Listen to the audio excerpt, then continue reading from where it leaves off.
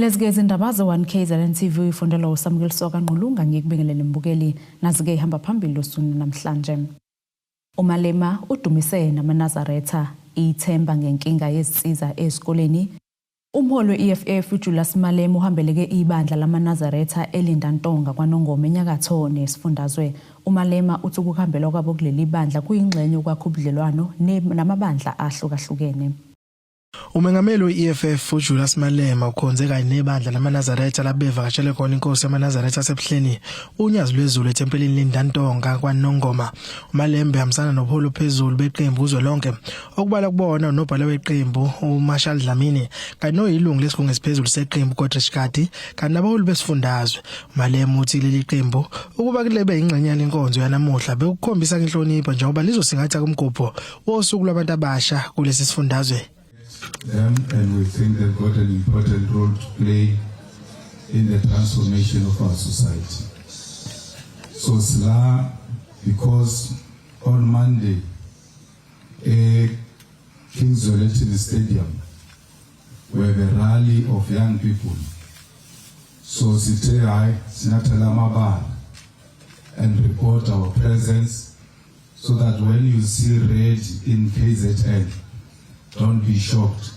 Your children are here.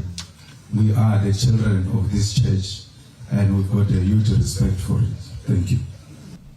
Lenkonzo ibanjelwa kuleli thempeli iminyaka yonke yandulela umkhosi omkhulu kaJulayi obasebuhleni. Leli qembu linikela izinkomo ezimbili ukukhombisa ke inhlonipho kwinkosi yamaNazaretha. Ezindabeni ze-1KZN TV kuba inkosi enhle Mthembu kwaNongoma. Sekuntela ke ezantsi kuyinkinga ekhungethe izikole eziningi kwaZulu-Natal yokwentula ke izisiza kusebenza. Lokhu kulandela ukuthi umnyango wezemfundo kulesi sifundazwe ube nomhlangano ukuzama ukuqhamuka nesixazululo kulezi izikole eziphazamisekile ukubhala izivivinyo ngenxa yake ukwentuleka kwezisiza. Lokhu kuqinisekiswa ke inhloko yomnyango uNkosinathi Ngcobo. HOD siyabonga ngesikhathi sakho sizokulezi indaba ze-1KZN TV. Sifisa nje ukubheka izinto ezimbalwa ethe zenzeka kuleli sonto njengoba kade ninomhlangano othinta nezinyunyana ohlanganisa nehhovisi likaPrime kanjalo nehhovisi lomnyango wezezimali kusona isifundazwe ngezinto ebeyithinta ama-norms and standards. Kwinkulumo yethu sike sabanayo nesathu ike yaveza ukuthi izoba ne-meeting nani ngosuku lwangolesine la bekade benibheka khona ukuthi nizongenelela kanjani kulezi izikole lezi ethe zaphazamiseka ngenxa yokushoda imali. Sicela nje usiqoqele kwi-meeting yenu ukuthi ikuphi engcine nivumelana ngakho emva kwakho ukuthi imali sizokwazi ukuthi niyithole from i-department le ka finance. I-meeting yenje nosathu. Ngiyabonga kakhulu ithuba osinika lona. Umhlangano sibe nawo ngempela ngolwesine ngeyikhathi zakusihlwa. Umhlangano esigcine sivumelana kuwo ngokuthi ukuze sikwazi ukuthatha izinqumo eziphusile nezifanele kufanele ngolesihlanu sihlangane nama district ethu onke sithole okokuqala ukuthi zingaki izikole okungenzeka ukuthi ziphazamisekile ekubhaleni nezizathu ezidala eziphazamiseke zingabhali. Uma kuukuthi mhlambe azibhalanga ngoba inkinga yokuthi ama-norms bezingenawo ngaleso sangakwazi ukuthenga amaphepha okubhala namathona nako konke okudingekayo, sibona ukuthi singayilekelela kanjani nokuthi ukuze zikwazi ukubhala. Njengamanje ngolesihlanu ke sibe sesiba nomhlangano nama district onke aseyaphuma ukuthi ayositholela le information esiyifunayo ngokuthi singakanani izikole eziphazamisekile. Sinomhlangano ke manje lapho sizobe sesibuyela khona sizodingida ke information esesiyitholile bese sithatha indlela eyaphambili. Umhlangano ungomgqibelo futhi ngekhathi zakusihlwa. Sabanga kakhulu bangesikhathi. Yeah. Inhloko yomnyango ezemfundo kusona esifundazwe kwaZulu-Natal njengoba bekuveza ukuthi namhlanje njengoba kumgqibelo bazoba nomhlangano ukusekuzobheka ukuthi ngakube kuzongenelela kanjani lezi izikole eziphazamisekile ukubhala kwezivivinyo ngenxa yokushoda kwezinsiza. Ngutebogo Sibisi wezindaba ze-1KZN TV ku channel 261 ngeseThekwini. Asizishelele etolo sibe siqhubeke nazo indaba zethu.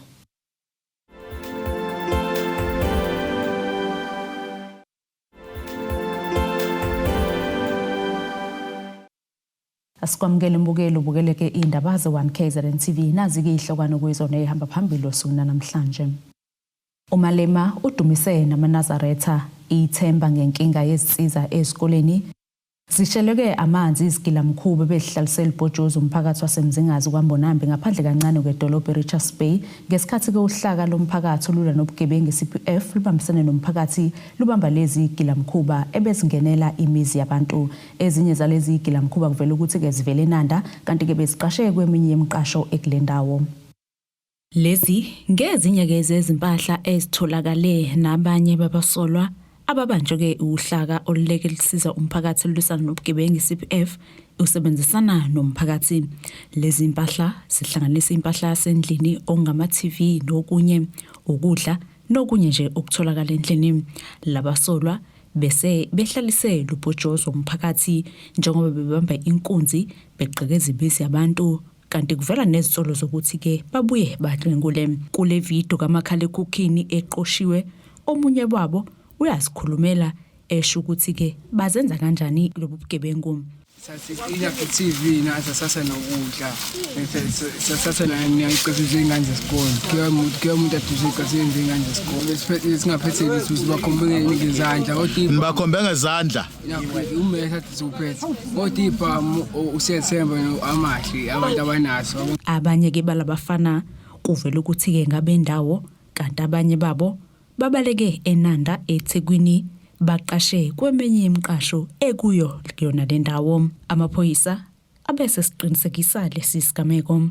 Singamaphoyisa aseMbonambi siyafisa ukusho ukuthi siluzwile udaba noma ke kungakabikho amacala avuliwe. Siyafisa nje ukugqugquzela umphakathi ukuthi uma kunezinto oyizigameko ezikanje ulinde ukuthi amaphoyisa afike kube yiwona wazi ukuthatha isixazululo. Siyabonga. uMasipala iAlfred Duma unikeleke ngezicathulo zesikole ezingama50 ebantwaneni bezikole ezahlukene ezinhlanu endaweni yaseMgazini. Lokhu ke kuyingxenye yokubungaza inyanga yabantu abasha kanye nokulekelela abantwana abaphuma emakhaya angathatha entweni. Imeya kaMasipala Alfred Duma uZamasibisi uthi lokhu bakwenza ngenhloso yokuhlonipha iphupho likaMntwana wakaPhindangene kanye nalabo abalwa ngonyaka 1976. Sikwenza lokhu ukuhlonipha iphupho lomntwana waPhindangene lokugqugquzela imfundo. Sikwenza lokhu ukuhlonipha igalelo labafundi baka 1976 esaziyo ukuthi balwa, abanye balahlekelwa imphefumulo, abanye baboshwa, abanye balala ebhedlela belwela inkululeko yezemfundo. Sikuboneke kungeke kulunge ukuthi sikusho ngomlomo nje ukuthi siyabahlonipha abafundi baka 1976 kodwa kufuneka sibahloniphe ngokuthi kube khona iqhaza esilibambayo kubafundi bakulesikhathi samanje sika 2025. Nabo ke labafundi esiyakibo bahlonzwe ikhansela la khona la kwa 17 umhlonishwa umlaba mina okwami ukuyodlulisela nje leso sipho kodwa yena njengoward council uyena obahlonzile. Uqhubeka ngokuveza ukuba izikole eziningi seziphenduke izidleke sezigilamkhuba. Siyabona ukuthi izikole seziphenduke idleke zegilamkhuba ziyaqekezwa izikole zakithi ebusuku zingena igebengu emini zenza umathanda kudlwengulwa izingane zidlwengulelwe khona ezikoleni. Ngibone ngathi into yokuqala bekufuna yenze kuhulumeni bekufuneka ke ebhekeza ukuphepha ngaphakathi ezikoleni. Nginephupho la izikole zethu kakhulukazi zabantu bebalela iminyama kuyoqinisa isecurity ngendlela yokuthi zibe namakhamera.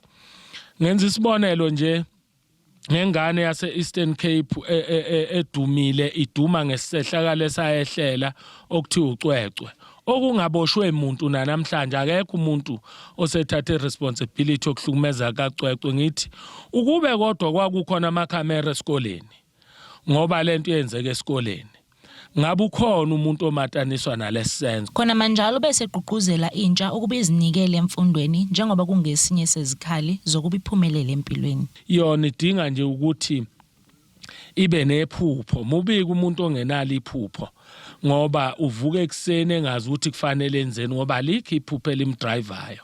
Sicela lokho nje entsheni yakithi ukuthi ake ibe yintsha nje ezoba ibeke inqumo ukuthi thina sizoba isizukulwane esomajazi soba isizukulwane sama graduate siyakubona ukuthi abantu abasha nabafundile abasebenzi kodwa ngilinganise ngokuthi nje mangabe uyozingela awukwazi ukuyozingela ungahambi nenja ngoba izovuka inyamazana wena uzoyijaha ngani manje mangabe wena uzothi angizufunda ngoba nabafundile abasebenzi mzwane kune post ke advertise uzo apply ngani wena ngoba kufunana nawe ubekulaba abakhalayo ngokuthi sifundile kodwa sisebenzi mzwane livela lelo thuba elilodwa na ukwazi ukuthi ufake kubi kuthobeka dladla ezindabeni ze1KZN-TV ngise Driefontein eMnambithi siphinde futhi sayitolo sibe siqhubeke nazo indaba zethu.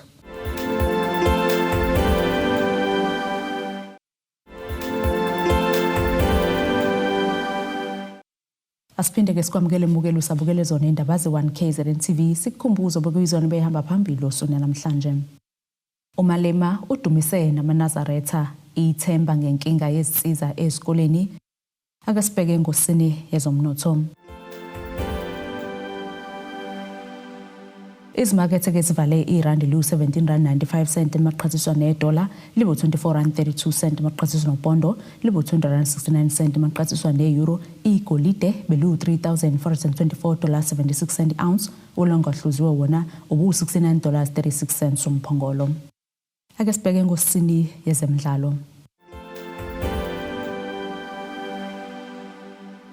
Yizake buka sengathi Mamelodi Sundowns iphonsa kwemphandula mabhubesi kwi-FIFA Club World Cup kodwa ke uTeshrick Matthews odlala isikhathi eside phesheya kwezilwandle akasibona isidingo sokuhlonipha kakhulu amaqembu ngenxa yamagama kumbe umlando wawo. iSundowns esivele ise-Orlando eFlorida eUnited States of America ngelinye ke lamaqembu amele eAfrika kulomqhudelwano okukhona kuwona iAl Ahly yase-Egypt, Esperance de Tunis yase-Tunisia neWydad Casablanca yase-Morocco. uMatthews useke wadlala kwiBorussia Dortmund yase-Germany efake neSundowns kuGroup F okukhona kuyona neHD Usain yase-South Korea neFluminense yase-Brazil. Lo mdlali kwiSundowns emthole kuyi-Ike Cyrus yase-Sweden ngoJanuwari nyakeni ukhulumeke nabezindaba ngaphambi kokufulathela eNingizimu Afrika neDowns ezodlala ke okuyovula neUsain ngolwesithathu e-Inter Enco Stadium eFlorida. Appointment after the defeat, a very hard one. It was very difficult after the match, and obviously still up until now. But you know, the few days after, it's the worst. But at the end of the day, we have another competition that we are in, and that we are going to play, and that we are going to do our best. Have you been in touch with any of the boys from Dortmund that you know? Most of them are. Some of them are on loan, some of them are transferred to other teams, but I think there's still like one or two that's with the team, and then the guys that work there, that still works there, I'm still in contact with a few of them. Maybe just the feeling for you going to face them after the last time you played for them? Well, very excited. Always excited for me to play against a former team that I've played for. Yeah. How do you rate the team's chances of getting to the knockout phase? It's very difficult. We know it's difficult because if you look at it, it's all the best teams from around the world. So I would say it would be difficult for any team. I mean, looking at Sundowns, the position where they are, I mean, you guys are representing the continent in a World Cup stage. What does it say to you as a Sundowns player, having joined them and going all the way to greatness, rather? Well, when I joined and I arrived, obviously before I've heard about the team, but when I arrived, I've seen how much more of a team that we are, that Sundowns is, and that I think that we have in the change room, the brotherhood that we share with each other. I think that is just what makes us, more stronger than what we already are. Nasi isimo sezulu sakusasa singalindeleka.